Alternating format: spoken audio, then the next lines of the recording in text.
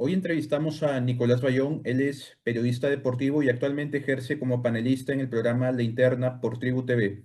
Además, cuenta con experiencia en televisión y radio en medios como Latina y Radio Exitosa. Nico, buenas tardes, bienvenido y gracias por tu tiempo.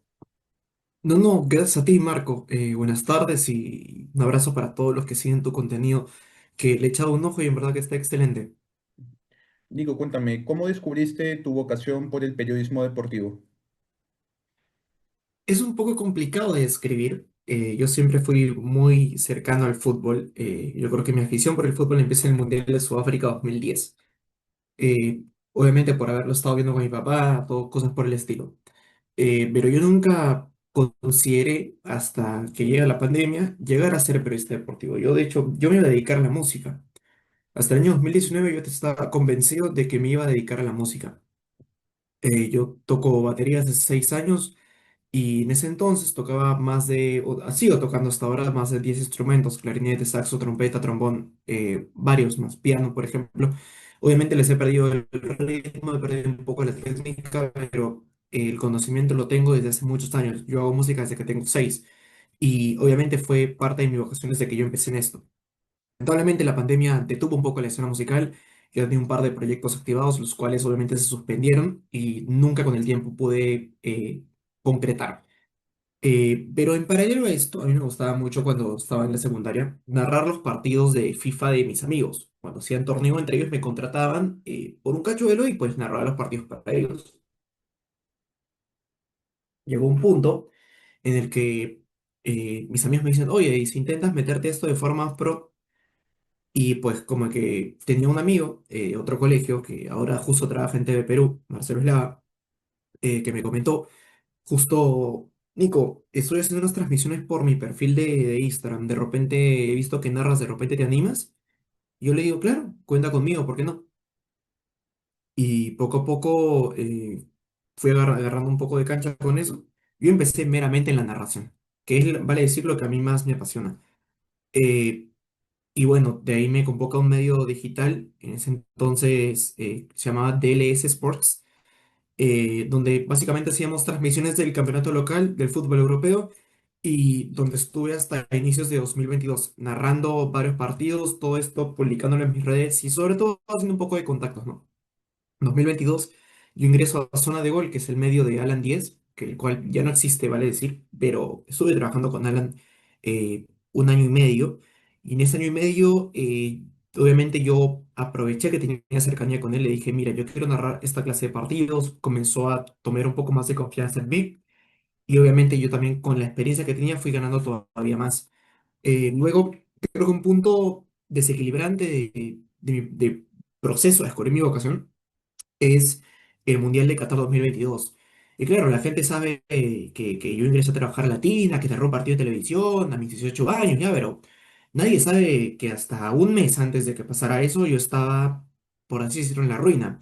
Había un proyecto que yo había trabajado con Alan que se llamaba Rumbo a Qatar. Yo había hecho 32 videos, uno por selección, un reportaje por selección, imagínate. Literalmente me amanecí muchas veces trabajando en los videos y en los reportajes.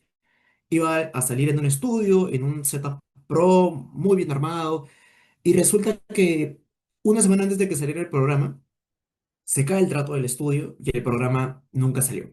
Los videos terminaron publicándose en el canal de Alan, ¿no? Obvio, pero la expectativa por el proyecto se derrumbó por completo. Y si bien luego pasó lo otro como una especie de premio, siento que mi vocación por tener esa opinión distinta, ese ímpetu de investigación, de marcar la pauta, de ser tal vez un líder de opinión, que yo sé que no lo soy, pero me gustaría hacerlo en un futuro, empieza en esos 3 años, ¿no? De 2019 a 2022.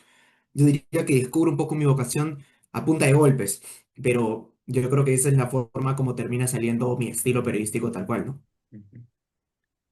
Así es.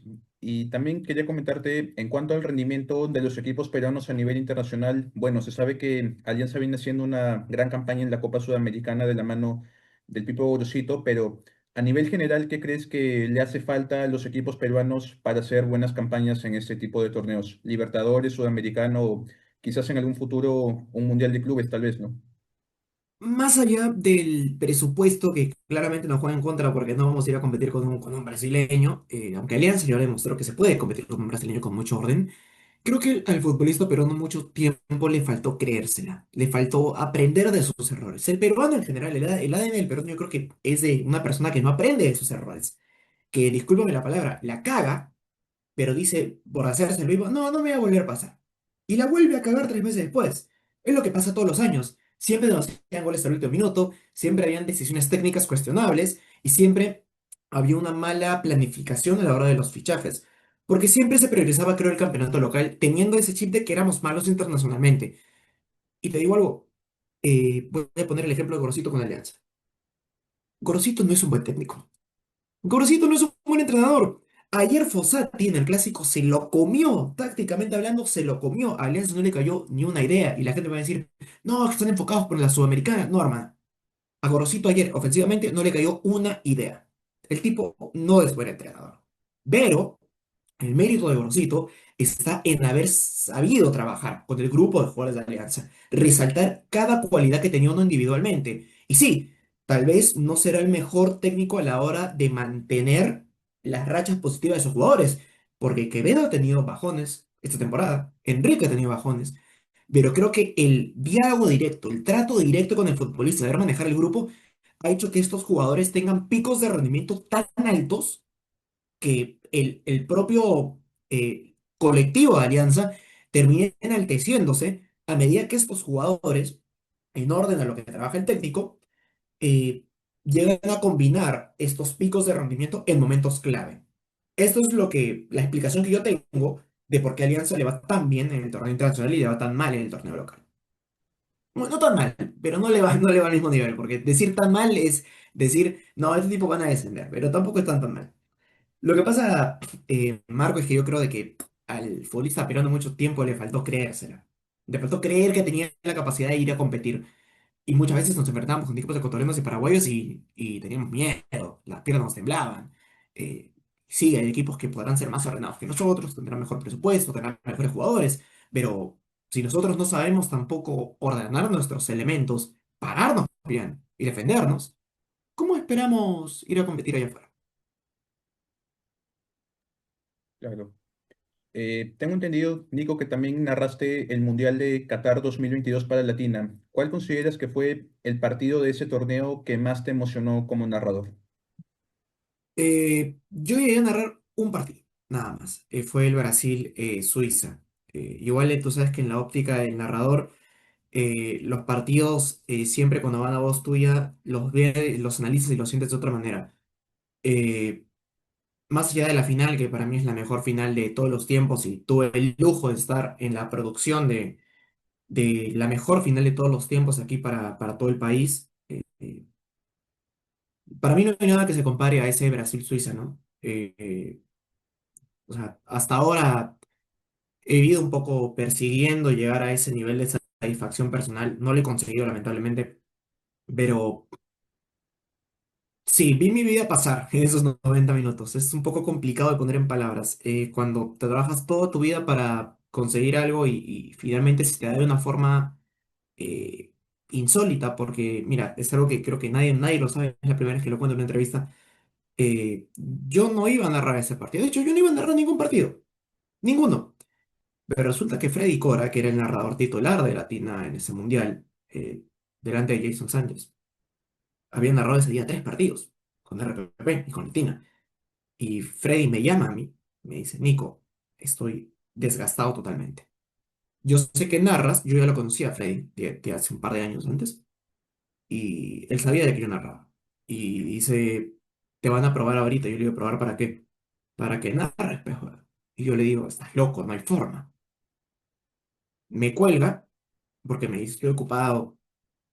Y Hugo Estrujala, que es el productor aquí en Lima de Latina, le pone mute al Corea-Gana, que iba 2-2, y dice, Nico, narra. Yo le digo, bueno, me pongo a narrar así como una pichanga, ¿no? Divirtiéndome, sueltando una frase por acá, frase para acá, pases van, pases vienen, los muchachos se entretienen. Y justo coincide con el segundo, con el tercer gol de Sulemana. Me acuerdo clarísimo, gol de Sulemana, minuto 83. Y pone a Gana 3-2 contra Corea. narro el gol como puedo. Luego le dice a la producción al switcher, ponle audio, porque había quitado todo el audio del partido. Y se acerca a mí y me dice, vas a narrar en 15 minutos el Brasil-Suiza. Yo estaba, hermano, estaba temblando de miedo. Porque había esperado que ocurra eso toda mi vida, pero no esperaba de que fuera de una forma tan de imprevisto. Eh, los primeros 15 minutos para mí fueron terribles, lo hice muy mal. Pero el resto del partido, comentaba al lado mío Fernando Busquiza, fue mágico. O sea, si hay un momento en mi vida que yo te digo, el mejor momento de mi vida fue ese.